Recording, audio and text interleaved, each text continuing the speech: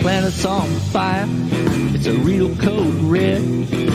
Got us by the balls, we're being slowly bled. All the swollen puppet head, they propagandize fake chocolate points and flat out lies. A house full of mirrors, it's a lousy reflection. Run hard left, it's a true direction. Democracy's in trouble, this news isn't fake. Everything we fought for is truly at stake.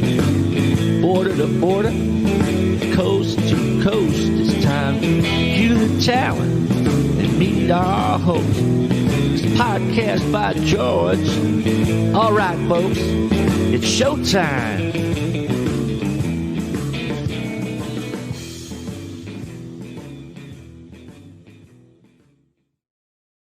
Well, hello, hi, how are you? Welcome on in to another podcast by George. We got our bopping intro out of the way with Bob Pace. Love that to start the show. And we got a great one for you today, folks. We're going to be talking about a subject that I've been wanting to get to for some time. Kind of remiss, actually, but we're going to get to it. And it's about Jessica Reznicek. And our guest today on the podcast by George live line is Alex Cohen. Now, he's a member of the Free Jessica Reznicek team.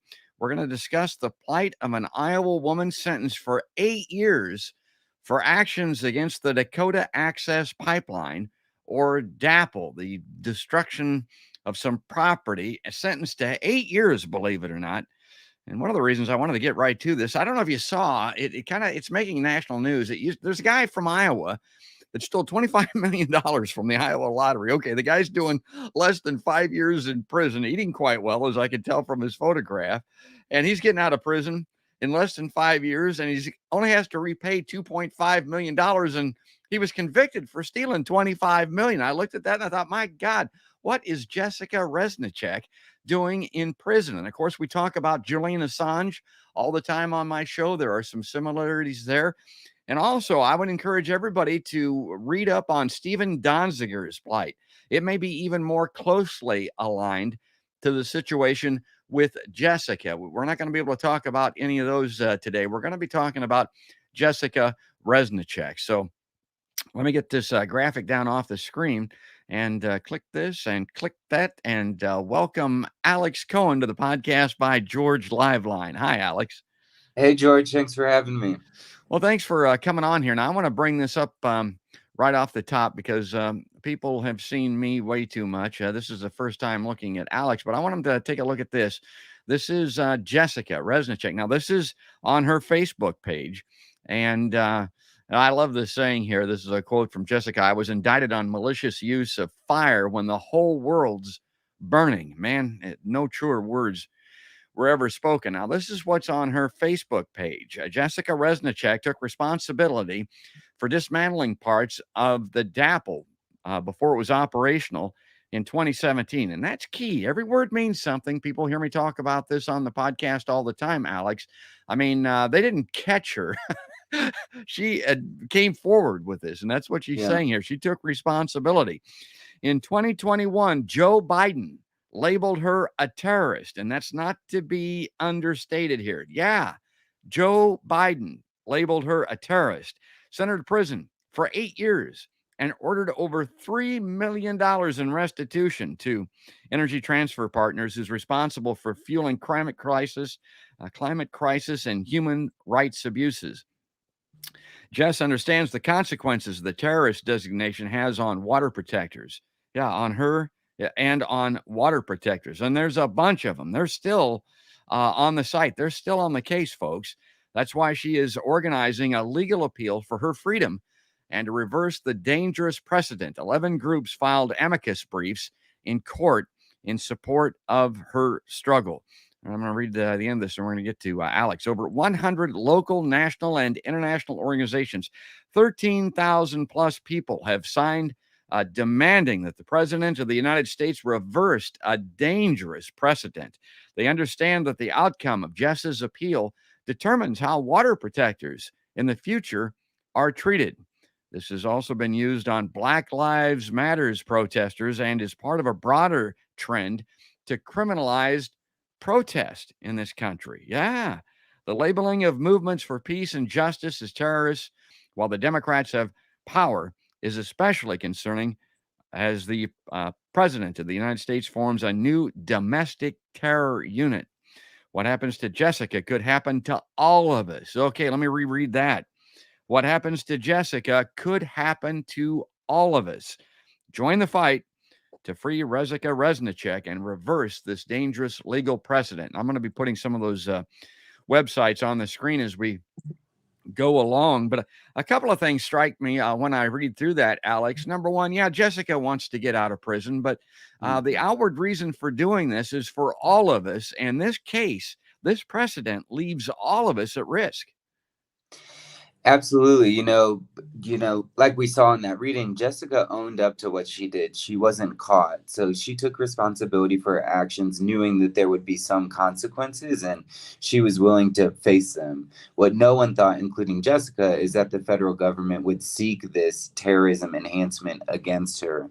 And it wasn't until her sentencing and this terrorism enhancement was applied against her that we formed the support team, and that Jessica said, okay, wait a minute, this isn't just about what I did anymore. This is about, the criminalization of dissent. And this is about what, the US government is now doing to criminalize people who take action during the climate crisis. And so now we need to organize against this, because this is much bigger than just her. And she really saw that. And that was the big reason for kind of wanting this campaign to, get going. The head snap, the head shaker for me, and I know you don't get to watch my podcast, but I talk about it all the time, Alex, that we got a guy that's running around the country, a former president of the United States, and his ghoulish team of warmongers that proceeded with a war under a false flag. They knew it was a false pretense. Hundreds of thousands of innocents died because of that, and they're running around giving speeches, making money.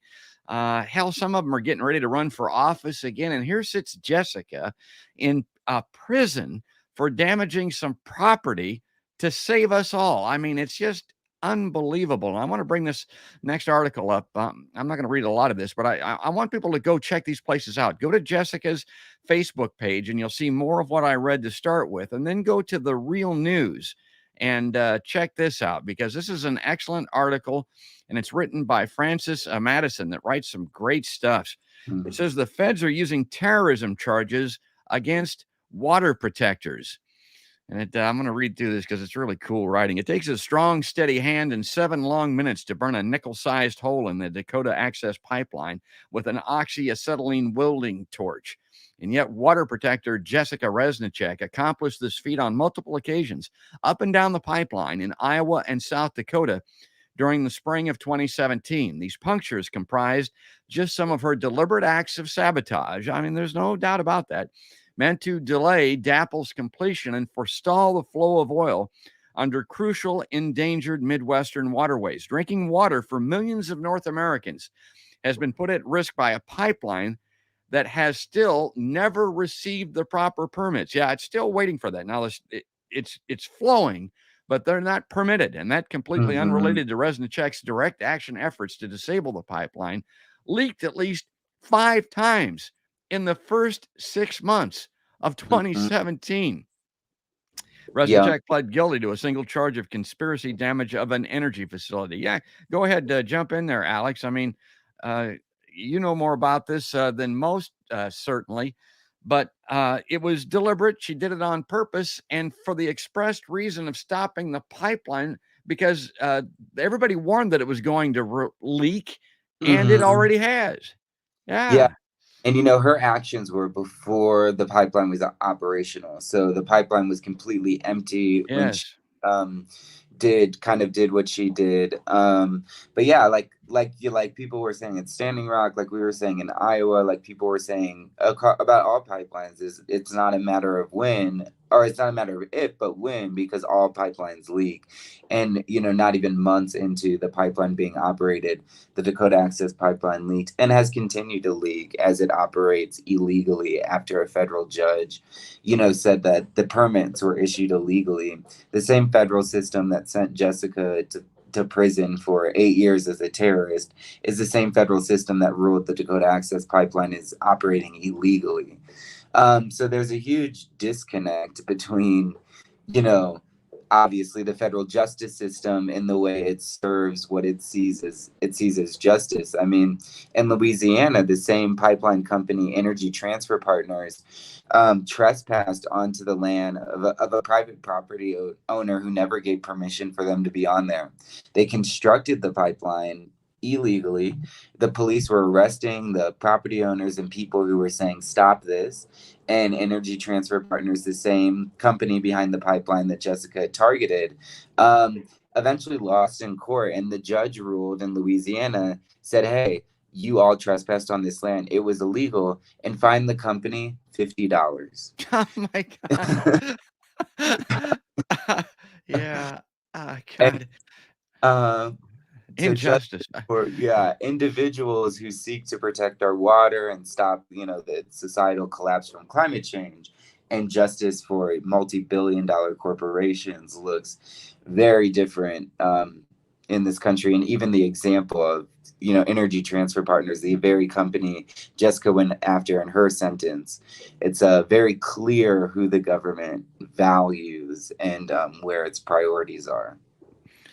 And again, just to reemphasize, she didn't kill anybody. She didn't hurt anybody. These property damages that she did against the pipeline and the equipment, it was significant. It was before there was any real danger or hazard to anyone. And again, to reemphasize, we got people running around all over this country that have hurt a lot of people. Not just these pipelines that are poisoning us all when they leak and are a huge risk to humanity and the native lands. In the state of Iowa is an example that they run under, but to everyone in the world, really. I mean, and fracking is on the upswing. Joe Biden is in full fracking mode because of this problem with energy supplies and gasoline, a lot of it tied to Ukraine. It's not getting better, folks. It's getting worse. And she's sitting in, to clarify now, Alex, she's sitting in a federal prison, right? Correct. Yeah, Yeah. federal prison in Minnesota. We're not talking a Martha Stewart recreational type facility, local jail or something like that. I mean, we're talking about federal prison. This is what they used to call hard time. Well, I want to bring this up because I've got these fast facts I want to go through, and I'll bring this up, and this will be between Alex and I. There it is, and everybody else too. And you can look at those as I read through them and jump in here, Alex. Now, this is just a little bit of a review, but these are the facts. Jessica Reznicek, she's a 40-year-old land and water defender who has worked with and lived in the Des Moines Catholic worker community for the last 10 years. Jessica grew up in small town Iowa. Now, the point that I want to make with this fast fact is she's one of us. I'm talking about, me, but here in the Heartland. This isn't an out-of-state disturber that's come in here just to cause problems and is just a professional protester or somebody like this. She's from the Heartland. These pipelines are running under the Heartland. She has a vested interest for herself, her family, her neighbors and friends, and for all of us. So this couldn't be more important, Alex. Yeah, I think that's a really good point, because one of the main reasons that drove her to do the political organizing that she did and her work against the pipeline in Iowa was her love for the Raccoon River, and was actually growing up in the state of Iowa. So she often talked about that connection to the water, the local waterways in Iowa as a kid, really being the driver for her that made her say, "We have to fight this, Dakota Access Pipeline." Yeah. So I'm really happy you brought that up, and also the fact that she comes from this Catholic worker tradition. Catholic workers take a vow of poverty and, commit to nonviolent organizing. So the idea that Jessica, would ever harm someone is something that, she's dedicated her life to go out of her way to make sure she never does, and to contemplate any decisions that might harm people, so, which is why clearly her actions didn't. And the other thing too is the fact that the judge, ordered her to pay $3.2 million Yes. to the company responsible. Jessica, in her free time, she protested the Dakota Access Pipeline, but most days of the week, she was feeding the homeless of Des Moines out of the soup kitchen in the Des Moines Catholic Worker and took a vow of poverty. So I'm really happy you brought up both of those pieces, her connection to Iowa and her involvement in the Catholic Worker. Well, we've got more of that, and I want to talk about this too because, that $3.2 million that she's been ordered to repatriate to Energy Transfer Partners or whatever. I mean, that's insurmountable. That's an amount that she wouldn't and couldn't repay if she wanted to. So, well, what's the point of that? And to Energy Transfer Partners, do you know what $3.2 million is to them? It's about 38 cents. I mean, Mm-hmm. that's about what the equivalent is. Yet it's going to destroy her life financially for the rest of her life, not to mention, which really is more onerous, the conviction, that terrorism charge that's hanging over her head. I mean, her life is, for lack of a better word, destroyed Mm-hmm. because of this. And Energy Transfer Partners temporarily had some equipment setbacks and maybe lost some money, probably didn't. Hell, that stuff's all insured. I don't Mm-hmm. know how that works exactly, but my God, look at the harm on one side as opposed to the harm on the other side. Now we're going to get through this. I got some of these others up here. This is exactly what Alex was talking about. Over the last 10 years, Jessica has worked with the Catholic Worker and the homeless of Duluth and Des Moines. She's worked on third party work in Palestine as an organizer during Occupy Wall Street. I always like to mention Occupy Wall Street.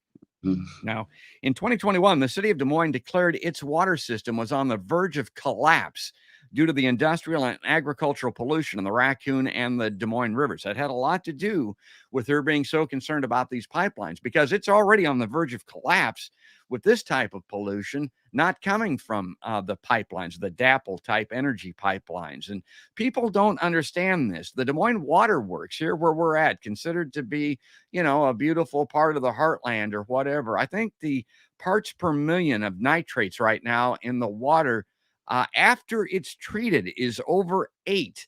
And the maximum allowable limit under antiquated guidelines is 10. In Europe, they don't allow more than 4. And I just had a doctor on my podcast, Alex, that was saying that 8 is probably causing cancers. I mean, that probably is too high, much too high. That's the current situation. And it's going to get worse. Like I tell people on Podcast by George all the time, it's human nature. It's only natural to think that things are going to get better. But folks, this ain't natural, what we're talking about. That's the point. All right, let's get through this now. In 2016, Jessica took a stand against the Dakota Access Pipeline in Iowa. She attended hearings, gathered signatures for environmental impact statements, and participated in civil disobedience, hunger strikes, marches and rallies, boycotts, and encampments. Okay, I'm going to take that down because I want Alex to comment on this. I got to tell you, Alex, I get a little cynical at times because the point that I make to people is a lot of this shit is great. It makes you feel better. It didn't work. A lot of this Mm-hmm. stuff doesn't work. And those efforts by Jessica didn't work. That pipeline was going in, the leaks were going to occur, the irrecoverable pollution was going to happen. And that's what caused her to take these extra steps. But, what's your response to that? I mean, I get kind of negative at times. People want me to sign petitions, they want me to go on marches and stuff. And to what end? That shit in a lot of respects doesn't work. Mm-hmm. Yeah, I think it depends how you measure victory or success. If it wasn't for the Dakota Access Pipeline fight and like the things Jessica did before she did sabotage, then I would have never met Jessica. So there's all these, I think at most we really form networks and grow our community. And so even if we don't win, the exact fight, slowly I hope we are winning the larger struggle.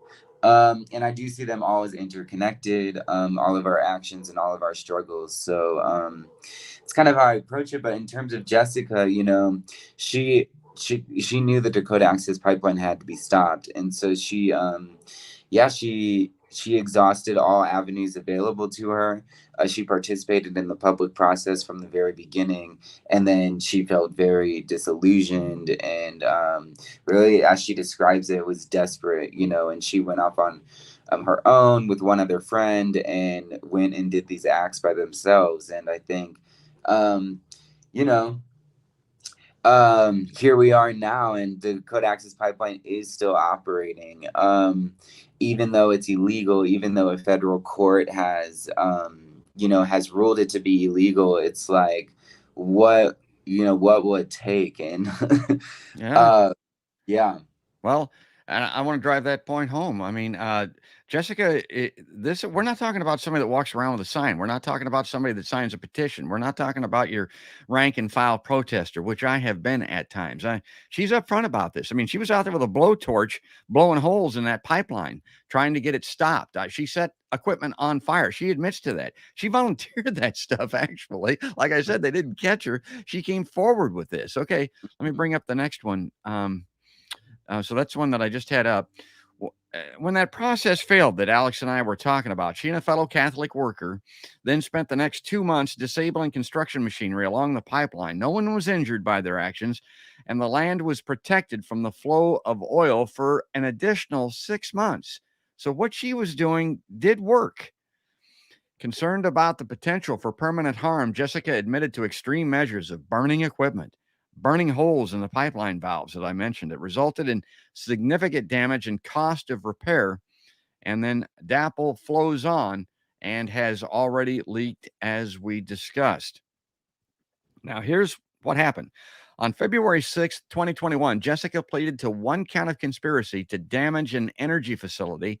And on June 30th, designated a domestic terrorist. She was designated a domestic terrorist by the court and sentenced to 8 years and restitution of $3 million to Energy Transfer Partners. And that's what Alex and I were talking about there. And that's key. I want you to talk about that a little bit, Alex, because you're closer, you're knowledgeable about this. She was going to court having admitted this to being sentenced. And this terrorism thing, as I understand it, was not on the table. This kind of came out at the right field at the last minute. And again, to kind of draw a parallel to Julian Assange.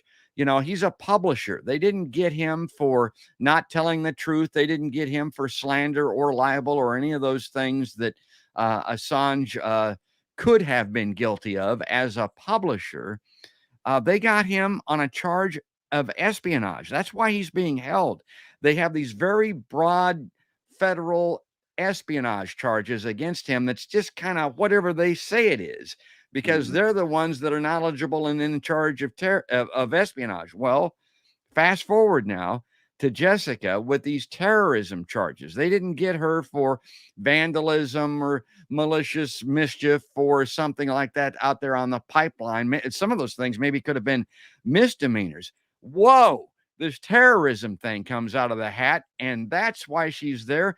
And it could be, if there isn't something done, she's going to be there for a long time. Yeah, and I think what's important to remember is she was never indicted on a crime of terrorism. She never pled guilty to a crime of terrorism, right? She was charged with damaging the Dakota Access Pipeline. And then at sentencing, after she pled guilty to, again, not a crime of terrorism, but conspiracy, the feds asked the judge to apply the terrorism enhancement. So it's up to the federal prosecutor to seek enhancements at sentencings, and then the judge either applies them or doesn't apply them. And so the Department of Justice under Joe Biden, which is why it's crucial we bring up that this happened under Joe Biden's administration, because in 2017, there was a letter of 80 Republicans and 4 Democrats who wrote a letter to Jeff Sessions at the time and asked Jeff Sessions to use the domestic terrorism enhancement against Jessica and the Valve Turners as well. So we have this letter in 2017 under Jeff Sessions. But Jeff Sessions left, and then Jessica Reznicek's sentencing happened under Biden. And so this was already a political decision that the Republican Party and 4 Democrats were asking of the Justice Department, and one that, in 2021, after Joe Biden was in office for multiple months, continued and actually sought the terrorism enhancement under Jessica. So there was a clear decision that could have been made. This wasn't a low profile case. This was something that 84 U.S. Congress members asked the Justice Department to be involved in.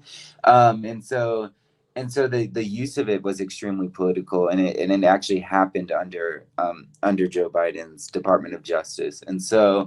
Um, and so yeah, this enhancement came at sentencing, and it increased her sentence by 5 years. So where the guidelines said she would get 3 to 4 years in prison, the terrorism enhancement increased that fivefold, to about 8 years.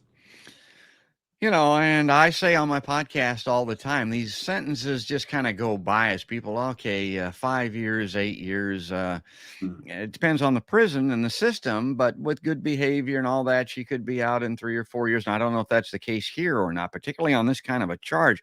But regardless, the point that I make all the time, Alex, is if anybody's ever been locked down, and I've got some experience being around that type of situation. I don't want to get into it here, but you want to get out in an hour. I mean, you want to get out in a day, a week, a month. I mean, it's unbelievable. It breaks your mind. And again, think about Julian Assange. My God, he looks like a broken man, the video that I've seen out there. And Jessica is facing being locked down, incarcerated in a federal penitentiary for 8 years and never hurt anyone. Mm-hmm. Yeah, yeah. Meanwhile, the people who stormed the Capitol and with the intention to overthrow the democratically elected election, you name it, are kind of, and I really don't wish federal repression on anyone, but the comparison is kind of jarring that, they're getting away with slaps on the wrist.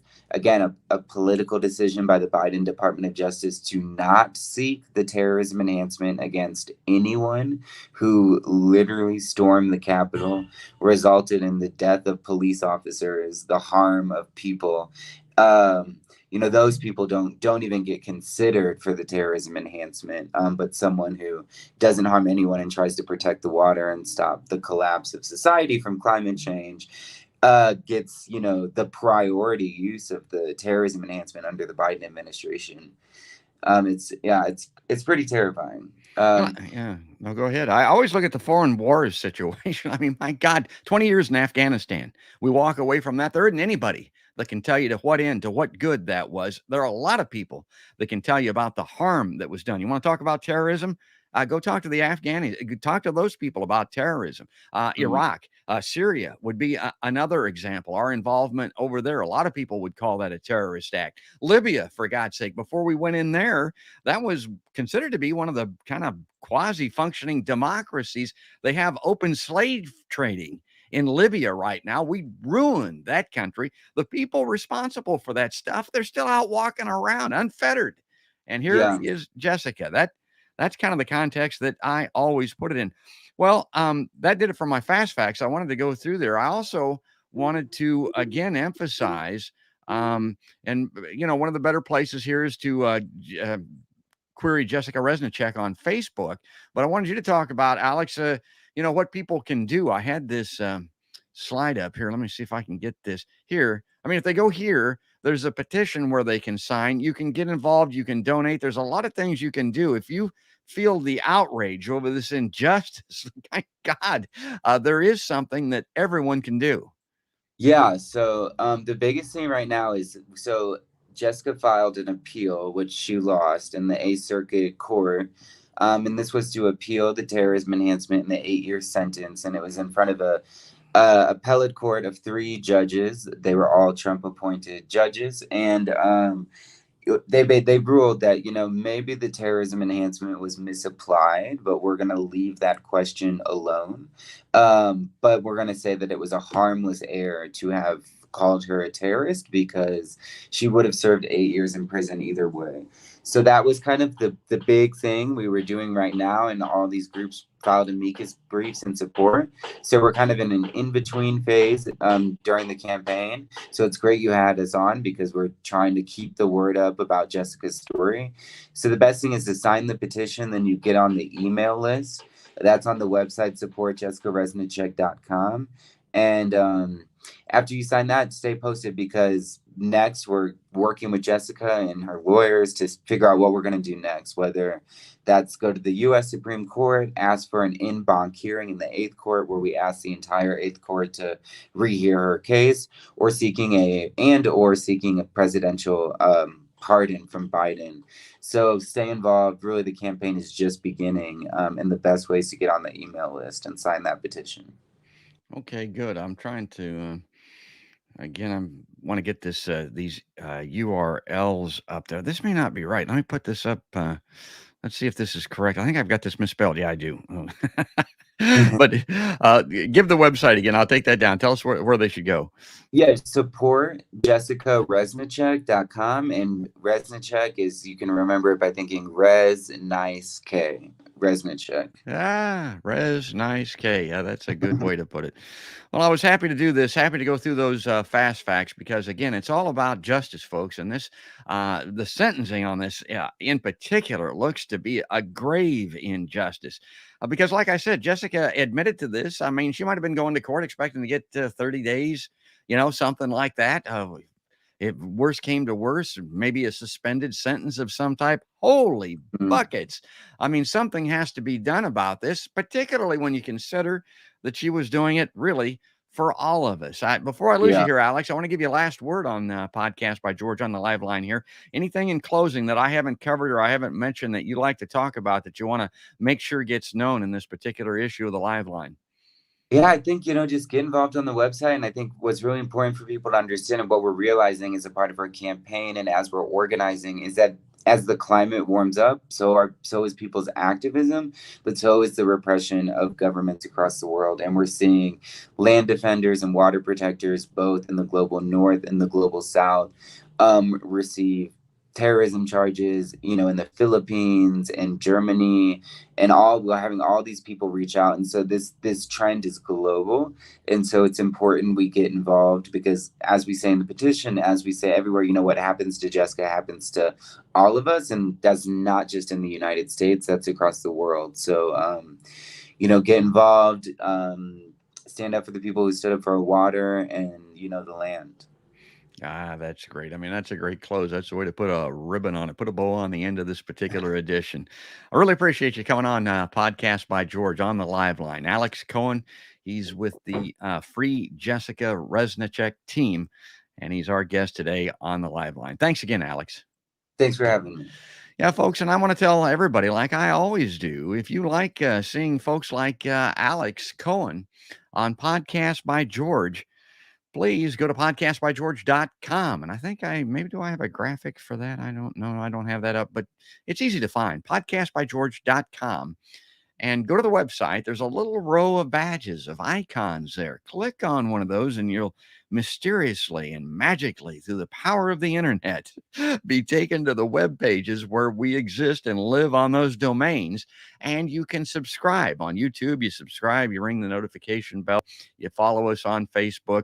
If you go to iTunes to get the audio only versions, you can subscribe there, give us a 5-star review, and then you'll get notified when each and every new episode of Podcast by George releases. But folks, that's going to do it. That's going to wrap it up for today anyway. That's all there is. And there ain't no more. That's another Podcast by George.